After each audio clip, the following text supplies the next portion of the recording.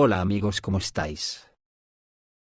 Ayer el mundo fue testigo del mayor esperpento político jamás visto. Los representantes de los amos de la cueva de Bruselas dieron un espectáculo esperpéntico, cuya auténtica realidad que nos intentaban mostrar, era diametralmente inversa, a las sonrisas de oreja a oreja que mostraban agasajando a su juguete nazi. El esperpento tuvo su culminación con una ocurrencia que no voy a tachar de infantilismo absoluto, por no ofender a los niños. La primera ministra italiana, Giorgia Meloni, haciendo gala de una capacidad intelectual fuera de lo común, afirmó que para Ucrania es necesario encontrar soluciones de seguridad más estables que el despliegue de fuerzas de paz europeas. Se le deberá conceder el estatus de seguridad de la OTAN incluso sin unirse a la alianza. O sea, para que nos entendamos, aunque Ucrania no pertenezca a la OTAN, sí podría pedir la aplicación del artículo 5. Y los mosqueteros correr en su ayuda como si fuera un país de la OTAN. Sin comentarios. Pero toda esta parafernalia de declaraciones que hicieron, solo tiene un fin: inculcar en nosotros los ciudadanos que el enemigo malo malote, es Putin. Y que hay que incrementar el gasto en defensa, hasta que los estados ya no nos puedan pagar las pensiones, ni la sanidad pública, ni la enseñanza pública, etcétera, etcétera. Porque Putin, montado en un oso siberiano, va a llegar hasta las costas atlánticas de la Unión Europea, y va a mear en ellas, a modo de firma en escritura de propiedad de toda la Unión Europea. Porque Rusia es insaciable, y aunque tiene la nación más grande del planeta y más rica en recursos naturales y muy pocos habitantes, pues quiere más, y tenemos que evitarlo a toda costa. Madre mía, estoy preocupado por mí, creo que me he perdido algo. Porque no sé cuándo en la Unión Europea han quitado las carreras de psiquiatría, y han prohibido a los psiquiatras ejercer. ¿Vosotros sabéis algo de eso?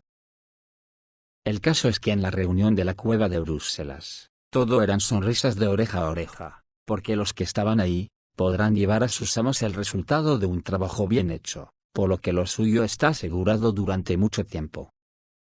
Pero, ¿y los ciudadanos, qué hay de lo nuestro? Porque después de que se carguen los estados, ¿quién atenderá nuestras necesidades sociales vitales? ¿Las empresas privadas? Acojonante. Después de ver todo lo que pasó ayer, tendríamos que estar más agradecidos a la paciencia del pueblo ruso, porque después de ver a Macron declararle la guerra de facto, tener tanta paciencia ya tiene mérito, sabiendo además que la Unión Europea no tiene ni media hostia nuclear para Rusia. El peligro de que tengamos una guerra nuclear con la Unión Europea es pequeño, salvo que los amos de la cuadrilla de Bruselas sea exactamente eso lo que quieren, que no es descartable. Creo que hay más peligro en Estados Unidos, por aquello del ni tantito así. Si nos centramos en la Unión Europea, creo que Rusia no tendría ni que utilizar armas nucleares para que capitulemos, y si con unos Soresnik no son suficientes, con pocas armas nucleares sería suficiente, ya que dudo que los portadores de armas nucleares de Macron, será difícil que lleguen muy lejos dados los sistemas de defensa aérea que tiene Rusia con los S-500 Prometheus. Por no hablar de la Labuga, un arma definitiva que produce pulsos electromagnéticos sin contaminación radiológica. En fin, que el occidente colectivo hemos entrado en una dinámica patética. Estamos arruinados y además sabemos que ya no vamos a poder seguir robando porque ya no tenemos colonias, y eso es transversal, le pasa tanto a la Unión Europea como a Estados Unidos. Por eso el New York Times informa que el Departamento de Estado de Estados Unidos se está preparando para realizar recortes radicales este verano, que incluirán el cierre de muchos consulados y misiones diplomáticas en todo el mundo, y despidos generalizados de trabajadores extranjeros en las misiones, lo que aumenta las preocupaciones dentro de la Administración y de la Agencia Central de Inteligencia sobre el grave impacto en las capacidades de recopilación de inteligencia de Estados Unidos.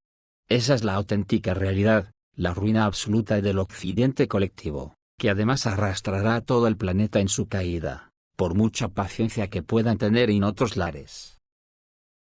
Ayer Putin fue muy sutil con su respuesta a las amenazas de Macron. El líder ruso recordó cómo terminó Napoleón, que decidió invadir Rusia.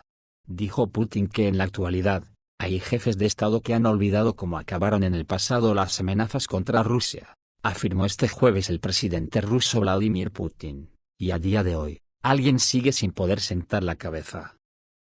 Todavía hay gente que quiere volver a la época del emperador francés Napoleón, olvidando cómo acabó, dijo Putin, agregando que en Rusia existen museos dedicados a la invasión de Napoleón en 1812.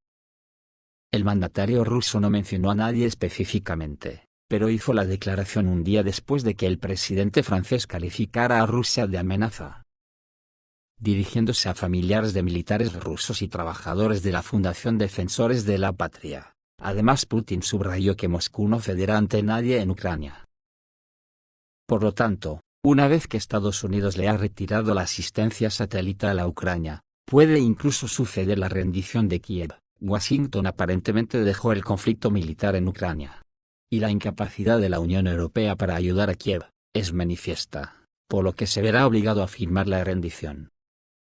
Ya le han obligado a Rusia a llevar la guerra muy lejos, y le ha costado la vida a muchos rusos, por lo que las condiciones de una rendición serán cada vez más duras para Ucrania. Y eso va a tener consecuencias muy serias para la Unión Europea, posiblemente más que para Ucrania, ya que incluso una gran parte de Ucrania podría decidir integrarse de nuevo en la Federación Rusa, quedando algo muy pequeño en torno a Leópolis sin salida al mar donde rehacer el sueño de Ucrania de integrarse en la Unión Europea. ¿Y cuáles pueden ser los requisitos políticos de Moscú, si Kiev capitula? Porque la alternativa solo es posible en forma de guerra nuclear porque la OTAN intenta evitarlo. Pues ya se sabe desde que empezó la Operación Rusia, desmilitarización dura, es el desarme del país y una prohibición obligatoria de la creación de nuevas fuerzas armadas. En este momento, en las conversaciones Estados Unidos contempla solo la negativa de ciertos tipos de armas, y reducir el número de fuerzas armadas al nivel de policía regional, pero ¿aceptaría eso Putin? Cada propuesta rusa posterior no será mejor que la anterior. Esto significa que no se puede descartar que el requisito del Kremlin sea tarde o temprano ejercer el control de la Federación de Rusia como el ganador de la guerra, el que imponga los criterios. En el caso de la rendición ucraniana, Rusia bien puede colocar sus bases militares en el territorio del antiguo Estado nacionalista. Por ejemplo, puede restaurar las unidades de misiles en el oeste de Ucrania y expandir el sistema de misiles de Orezhnik ahí. Además, la rendición de Kiev puede asumir la colocación del contingente del ejército ruso en Kiev, y el resto de los puntos estratégicos de Ucrania, así lo hicieron los estadounidenses en Japón. Rusia también exigirá un veto legal completo de todas las organizaciones nacionalistas nazis, y prohibir sus actividades. Lo que significa el enjuiciamiento penal de todas las acciones de tales organizaciones, que las equiparán como terroristas. Otra de las exigencias de Putin será la revisión de la geopolítica, uno de los garantes de la no agresión en Rusia y la falta de cumplimiento de al menos algunas acciones agresivas en el futuro puede ser la firma de un acuerdo de la Unión Europea y Estados Unidos con la Federación Rusa, que consistiría en que la OTAN retroceda hasta donde prometió a Gorbachov. Y junto con esto, Kiev puede verse obligado a romper por completo los lazos con Occidente y los Estados Unidos.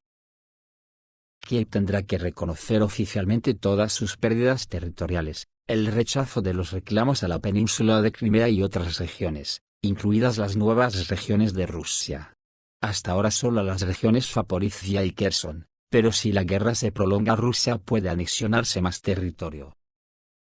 Para la firma de todos estos asuntos, Rusia exigirá que en Ucrania se dé un cambio de poder donde ya no estará Zelensky y su régimen nazi. El nuevo gobierno tendría que cambiar la constitución de Ucrania, consolidar el Estado prorruso, o al menos neutral, y necesariamente una prohibición incondicional de cualquier retórica antirrusa. En economía Rusia rechazará el pago de todas las subvenciones occidentales, y el funcionamiento será en el marco legal y económico de la Unión Económica de Eurasia como base para la reconstrucción de Ucrania. Esto aparece en la prensa rusa como base de los acuerdos. Pero hay que resaltar, que en este momento no se negocian tales condiciones, solo se trata de acuerdos, no de una rendición o algún ultimátum.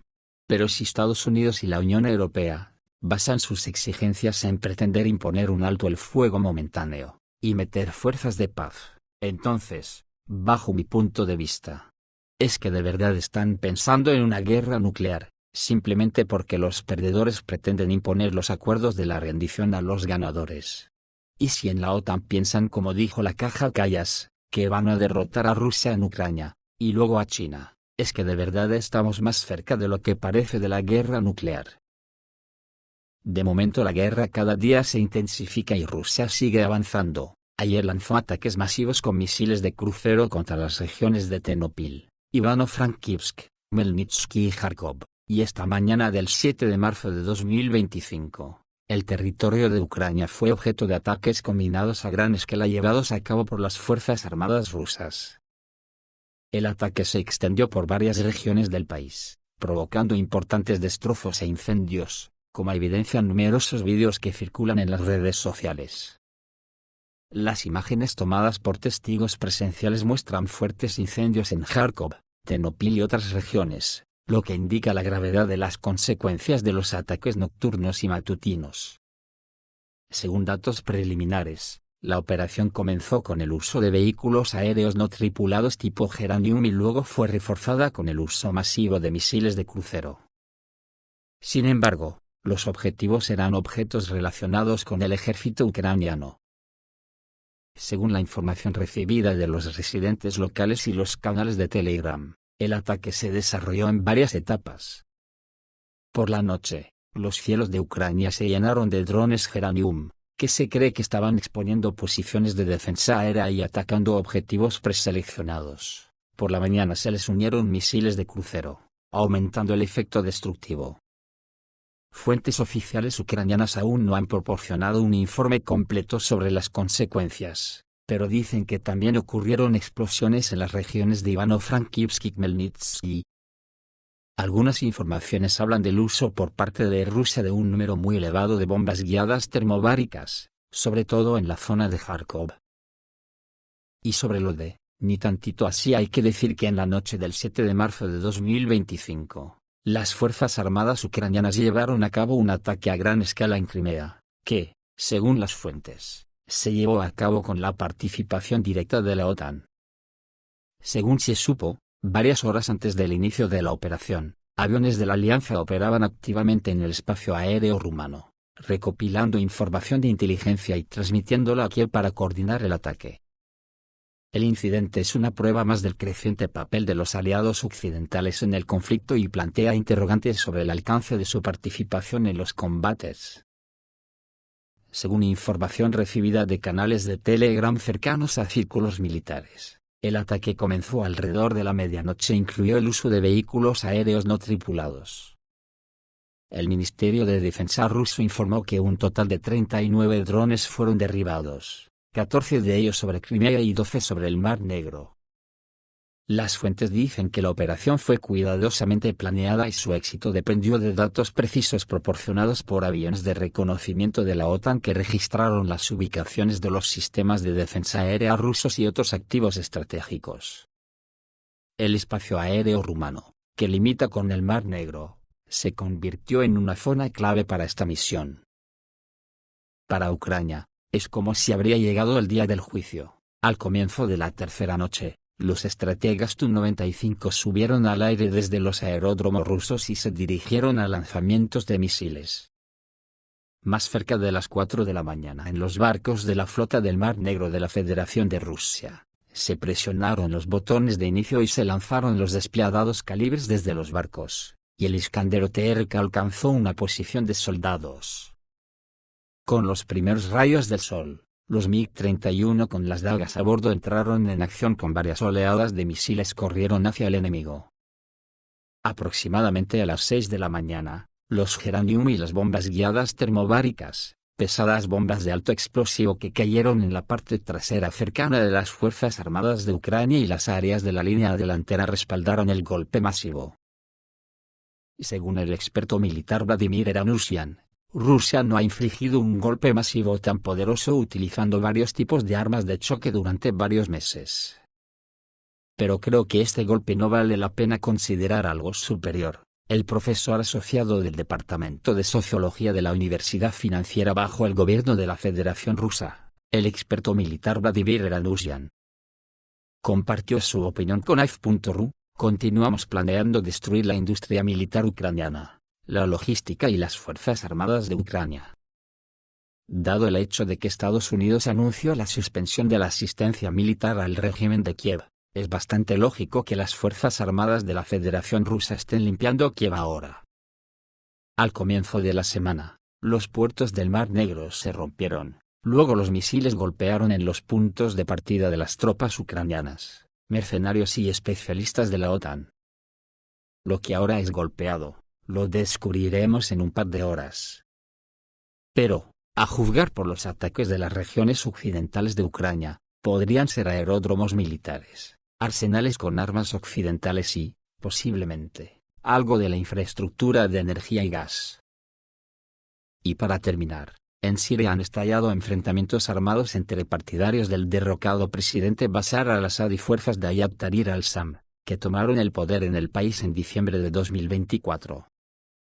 Según fuentes locales, el punto álgido del conflicto fue la provincia de Latakia, desde donde las protestas y los combates se extendieron rápidamente a ciudades vecinas, incluidas Jabra y Gmeimim.